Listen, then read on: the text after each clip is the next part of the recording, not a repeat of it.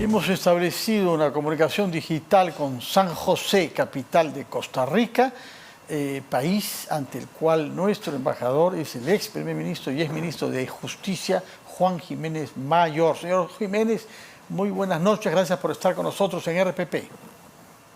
Buenas noches, Fernando, un placer saludarlo. Bueno, naturalmente hay que recordar también que San José es la sede de la Corte Interamericana de Derechos Humanos, ante cuya competencia contenciosa estamos sujetos por un tratado libremente firmado por el Perú y me parece que incluso ratificado por el Congreso de la República.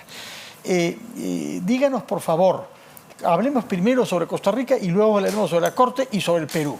Pero sobre Costa Rica, es un país con el que tenemos relaciones importantes desde el punto de vista político, más que económico, me parece, puesto que es uno de los países latinoamericanos miembros de la OCDE, organismo multilateral del cual queremos ser parte y que establece uno de los rumbos de nuestra política pública en general. Díganos, por favor, cuál es el papel que Costa Rica puede jugar en este procedimiento de adhesión que desde hace ya varios regímenes busca el Perú. Sí, Fernando, Costa Rica es un país importante en Centroamérica, es un país serio, es un país que tiene una vieja democracia y de la cual hay mucho que aprender. Costa Rica efectivamente es un país miembro de la OCDE. Nosotros aspiramos a ser parte de este club muy exclusivo de países que son países serios, que son países con economías robustas y, por supuesto, como socios que somos, Costa Rica y Perú, estamos tratando, y por supuesto el presidente Chávez y el canciller aquí en reuniones que hemos tenido ya en San José, han planteado la importancia de que el Perú pueda ser parte también de la OCDE, como el Perú ve con mucha simpatía el hecho de que Costa Rica pueda integrarse a la Alianza del Pacífico. El incidente que hemos tenido con México, sí, que ha impedido que el Perú tenga la presidencia pro tempore, ha sido también un escollo, digamos, que hemos superado de alguna manera. A partir del 1 de agosto el Perú asumirá la presidencia de la Alianza. Y esto es importante porque la aspiración que tiene también Costa Rica es un planteamiento que también está dentro de la agenda bilateral con este país. Por otra parte, usted tiene que representarnos también ante la Corte Interamericana de Derechos Humanos. Es una materia que usted conoce porque es un abogado especializado en temas de derechos humanos, parte de su carrera la ha hecho en ese campo. Y por eso quisiera preguntarle, en el Perú hay muchos políticos que preconizan retirarnos de esa corte, que es sesgada, etcétera, ideologizada, etcétera, etcétera, etcétera. Incluso anoche mismo acá hemos recibido a un congresista que nos ha dicho eso y argumentan que hemos perdido, que el Estado peruano ha perdido un montón de casos y que hemos tenido que pagar a familias de terroristas y que no nos sirve para nada. Incluso hay una iniciativa en el Congreso para concretizar este retiro. ¿Cuál es su opinión sobre el tema de fondo y sobre la viabilidad institucional de esta eventual decisión? No, creo que sería muy negativo para el Perú. De hecho, Fernando, hay que decir que una decisión de este tipo por parte del Estado peruano no solamente nos pone a nivel de Venezuela, sino que efectivamente sería un escollo muy grande para poder acceder a la OCDE. Los países de la OCDE son países respetuosos de los derechos humanos y el Perú, evidentemente con la tradición jurídica internacional que ha tenido y que tiene y que debe mantener, considera que el ser parte del sistema interamericano de derechos humanos es una política que trasciende los gobiernos y esto deberíamos tenerlo muy claramente establecido.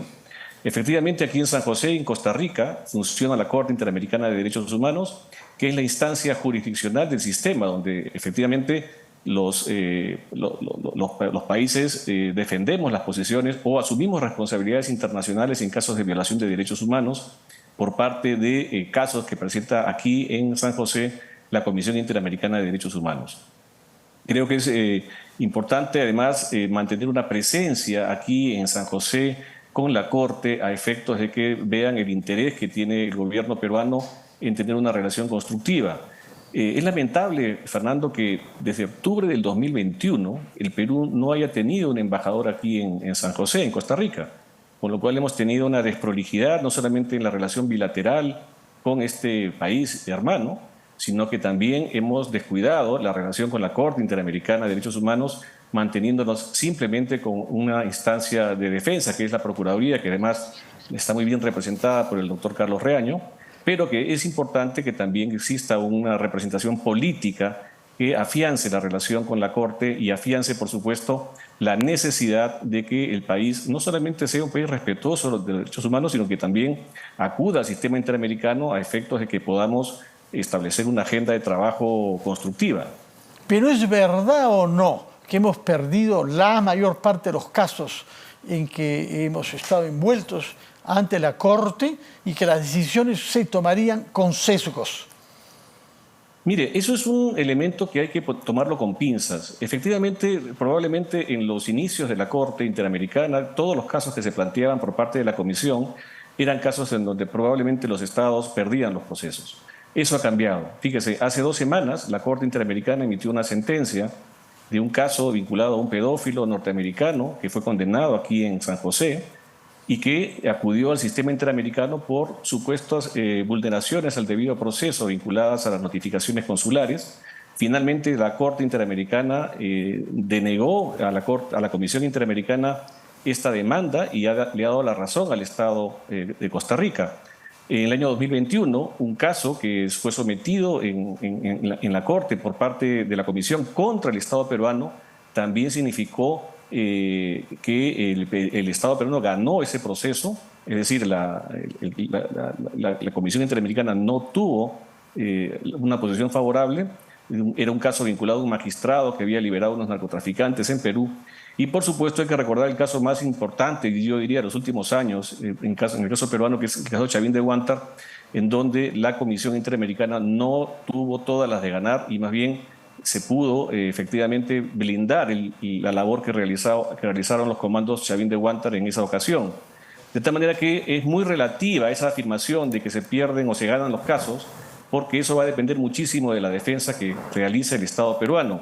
Y yo estoy absolutamente convencido que la composición que tiene la Corte Interamericana en este momento genera la posibilidad de confianza de que casos que puedan venir, como efectivamente pueden llegar aquí a la Corte, vinculados a temas muy duros que el Perú puede recusar y que el Perú efectivamente recusa, no necesariamente van a ser casos en donde se le va a dar la razón a la Comisión Interamericana y aspiramos, por supuesto, a que algunos de estos casos no tengan ese carácter. De acuerdo. Esto lo veremos en los próximos meses, seguramente, cuando estos casos, si es que llegan, o si es que nos son notificados, podamos asumir una defensa muy prolija que permita asumir la posición jurídica del país y, por supuesto, el rechazo a cualquier caso que tenga que ver con algún tema que sea muy sensible para los peruanos. Por otra parte, permítame preguntarlo algo en su calidad de ex primer ministro. Me parece que usted ha sido miembro del mismo gabinete en que Alberto Otárola lo fue en la década pasada bajo el presidente Ollanta Humala. Y yo quisiera preguntarle, de acuerdo a su experiencia como primer ministro, ¿cuáles son los criterios que hay que mantener presente ante la vista cuando uno tiene una responsabilidad en un momento en que se anuncia una manifestación como la que sabemos que tendrá lugar mañana miércoles? Bueno, lo primero, yo creo que hay que tener serenidad, es decir, manejar las cosas con mucha prudencia, tener todas las variables en juego, las variables no solamente de seguridad, sino también de posibilidades de diálogo. Creo que hoy día el mensaje de la presidenta de poder establecer puentes de comunicación con quienes están ejerciendo protestas es una propuesta interesante. Pero no hay que tenerle miedo a las protestas, Fernando. En este momento yo diría... Depende de cuáles, depende de cuáles. No, miedo sí, no, pero miedo a la protesta en sí no. El mundo está convulsionado. El día de hoy tenemos protestas en Honduras, tenemos protestas en Guatemala, hemos tenido protestas muy grandes en Colombia y Chile, tan grandes que se llamaron estallidos sociales, como el que hemos tenido también nosotros en diciembre y enero. En Francia hemos tenido protestas... Ni mencionen las de Francia porque las cifras son para tener miedo. 3.000 vehículos incendiados y 1.000 edificios incendiados, ¿no? Ningún muerto. Inclusive, bueno, un joven que falleció... pero no en la manifestación. Fue muerto lo que causó las manifestaciones, pero además las manifestaciones no produjeron ningún muerto. correcto, pero generaron mayores manifestaciones. Sí, sí, un millón de personas en las Israel calles. en este momento está también con unas manifestaciones muy grandes. Entonces, claro, lo que hay que señalar es que la gente, la población, tiene derecho a protestar y a manifestar su posición. A lo que tenemos que tener cuidado, y esto es un punto creo que importante desde la perspectiva de seguridad, es que la policía realice un trabajo profesional y que no sea un trabajo, digamos, que generen complicaciones al propio gobierno. Y esto va a depender muchísimo de cuáles son las instituciones. El día de hoy, ante una de las preguntas de la prensa sobre los protocolos de seguridad, se han afirmado que existen ya instrucciones precisas para efectos de que se pueda proceder a las manifestaciones pacíficas. Y bueno, esperemos que esto sea lo más democrático posible, que la gente se pueda expresar sin que tengamos episodios que lamentar más adelante. Ojalá que esto sea así, porque desafortunadamente, Fernando, en este tipo de circunstancias es que el país tiene resonancia internacional. Hoy día la prensa mundial, en fin, en todos los países hay la preocupación de lo que está ocurriendo en Perú, y ojalá que esto no sea solamente eso, una preocupación que pase el día de mañana.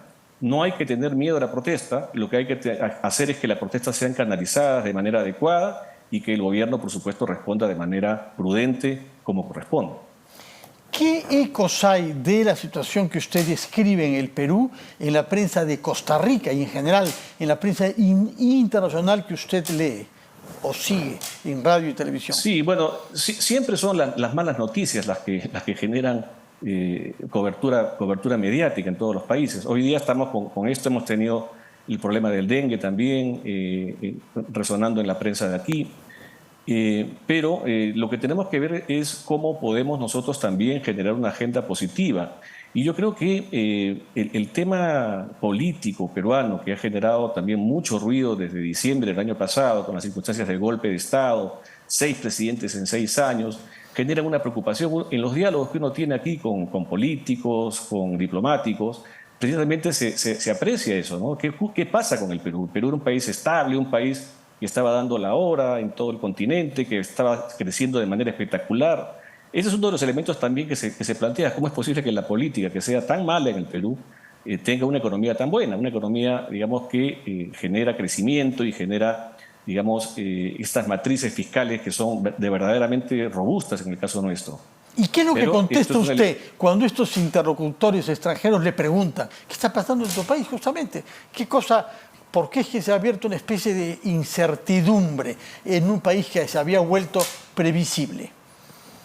Bueno, son diversas circunstancias, evidentemente, políticas, ¿no? La falta de madurez política, la desprolijidad de los partidos políticos que no maduran en el país, y esto lo vemos en el Perú con las encuestas, ¿no? La credibilidad que tiene el Congreso, la confianza que tienen las instituciones son bastante menores, porque la gente está realmente cansada y está desmotivada de lo que ocurre en el país. Y por eso que es importante que exista una sensibilidad por parte de los políticos y sobre todo del Congreso, para que sepan que están haciendo mal las cosas y ojalá que puedan rectificar en algo lo que hacen, porque realmente el desprestigio de nuestro Parlamento ha llegado a extremos insospechados e históricos, y esto es muy preocupante.